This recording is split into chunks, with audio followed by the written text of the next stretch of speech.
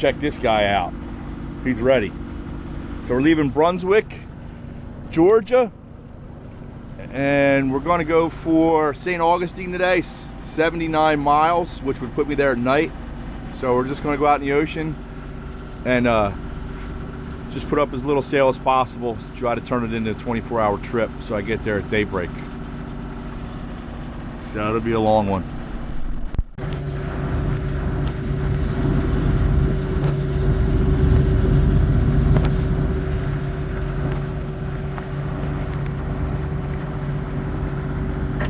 All vessels, Channel 16 is for hailing and distress only. Reversing on 16 inhibits the Coast Guard's ability. Well, this is it. We're bobbing around here at 1 knot.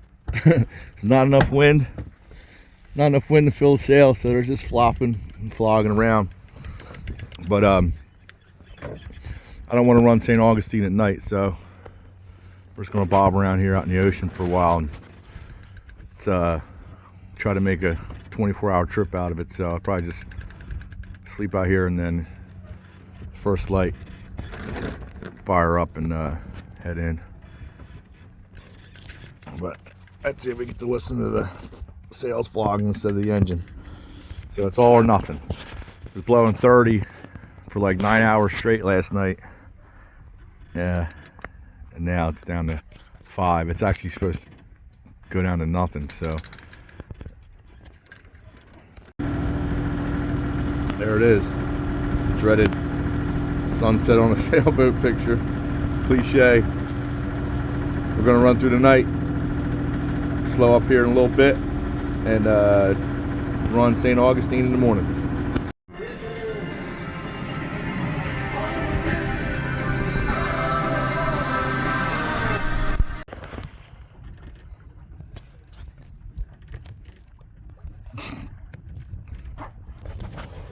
Dolphins are here. Can't see them. Toby hears them. They're making noises.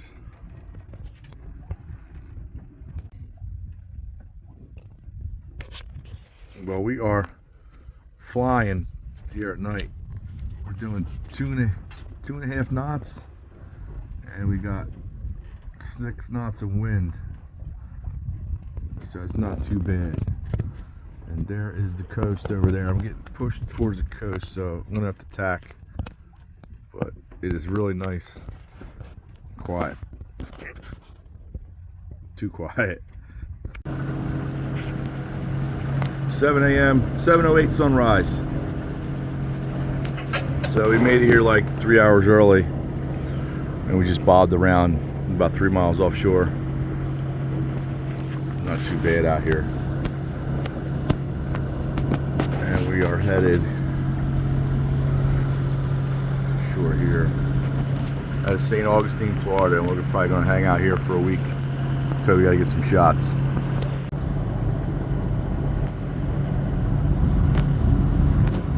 See, that's never a good sign. You see big breakers coming in the inlet. So let's hope.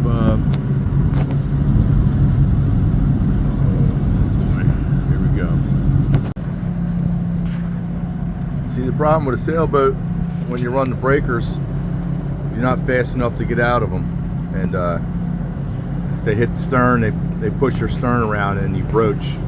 It's almost like they make you do a somersault. I mean, these aren't big enough that would be catastrophic, but could be uncomfortable.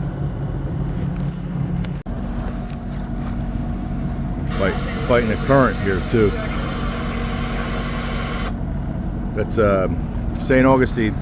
There's a cross up there.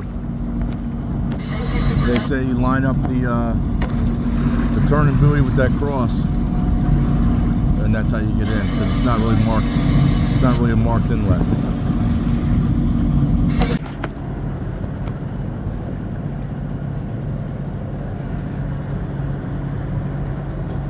So far so good. She gets rocking though.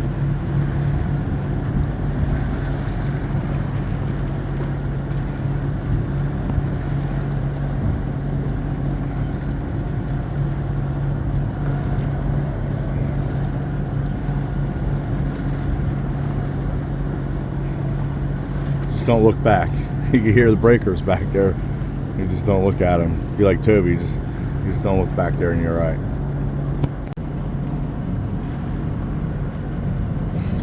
That's about how fast we're going. You could literally walk faster.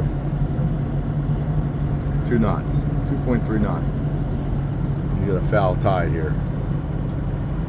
Welcome to Florida.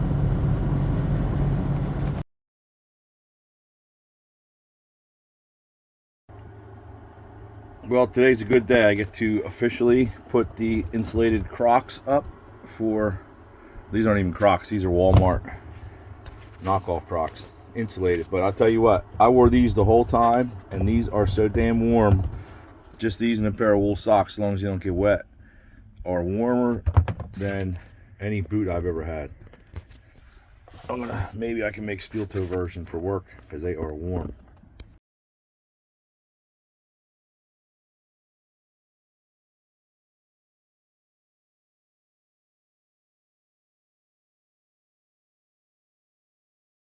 Here we are, St. Augustine. There's Mark the Shark. Mark the Shark's boat, aladofurler.com. So I'm gonna show you guys how we put the Porta-Bote together. So first thing you do is you get this stick here that holds it open. Tie it right here when I sail, just to stop it from sliding back when I get hit with waves. But first thing you do, obviously, is you untie it.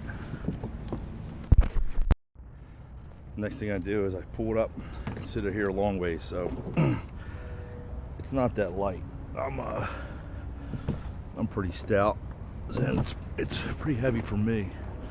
So I don't know. It's probably about, I don't know, 60 pounds. I get it up here like this, and you open her up.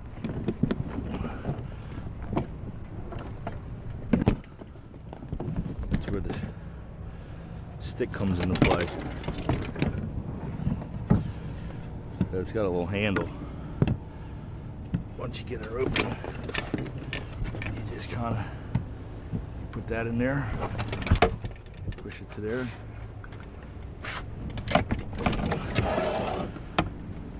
Now she's open, and then you put the stern together. So that's the motor mount, and then the stern comes together like this.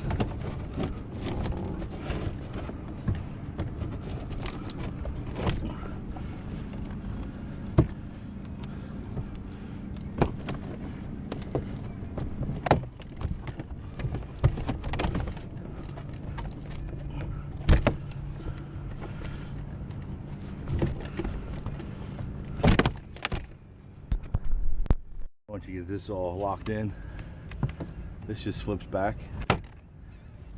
Then you put the seats in. So you got the seats on the other side. And comes in this little bag right here. This is all the seats. So this is the last seat.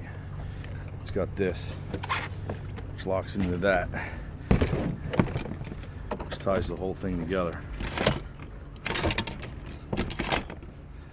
So you stick that there, stick that there, boom, and you put these pins in.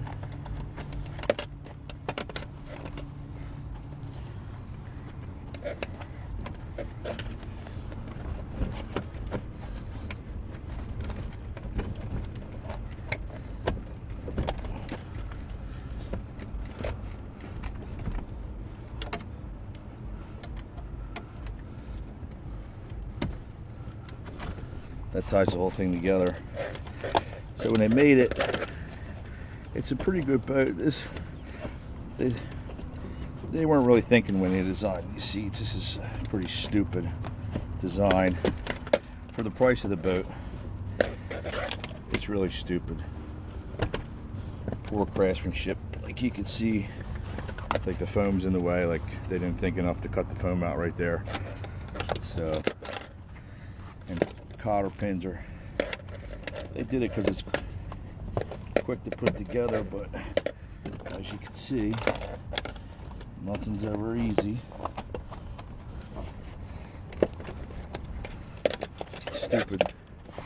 Stupid idea. But the Porta-Bote's been having problems. The seats have been the Achilles heel. The seats and the transom's pretty, figured that out pretty good. I mean, the only complaint would be, why didn't they cut that out? And why didn't they have something better than a stupid cotter pin? I mean, that's pretty cheesy.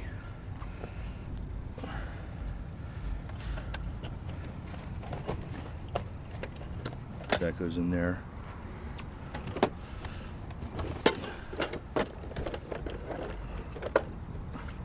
This one's the front seat.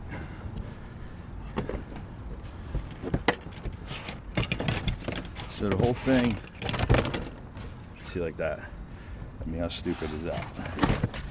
It's pretty. Whoever designed the boat didn't care enough to give you.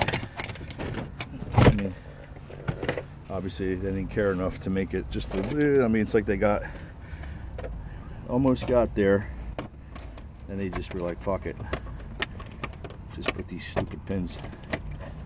Just put it together with cheap pins that get lost, and once they're lost, then you're, you know, they're always going to get lost somewhere where you don't have access to a hardware store. So I got these screws to replace them. Then here's the middle seat.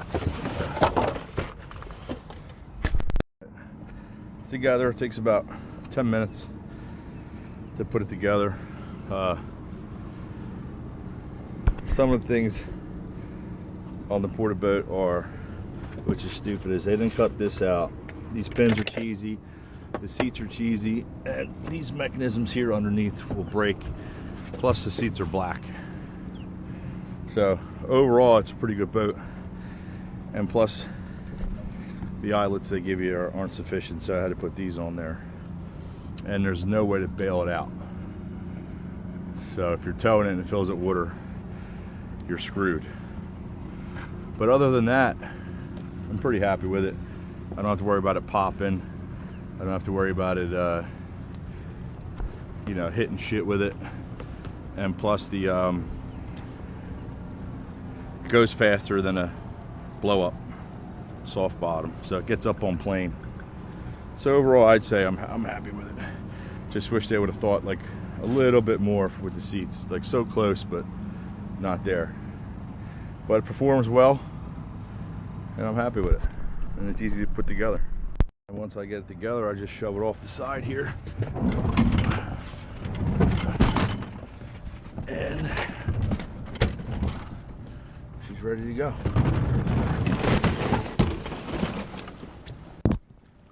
So that's pretty graceful. That was real graceful. Boy, look at that current. Current is ripping through here. I better get, it rows well too. That's the other good thing about it. It has oar locks, and it rows really well. So in the event you have motor failure, you can row it. I don't know about in this current, but it rows good. Good exercise. And usually I got these homemade davits. They're not actually davits, but it's just a place to put it. So these are kayak racks, and I just put a little kicker on it like this. And I lay it right up in here. Gets it up high enough where a wave comes over the stern, it gets out of the way of the wave, and it's pretty sturdy up there.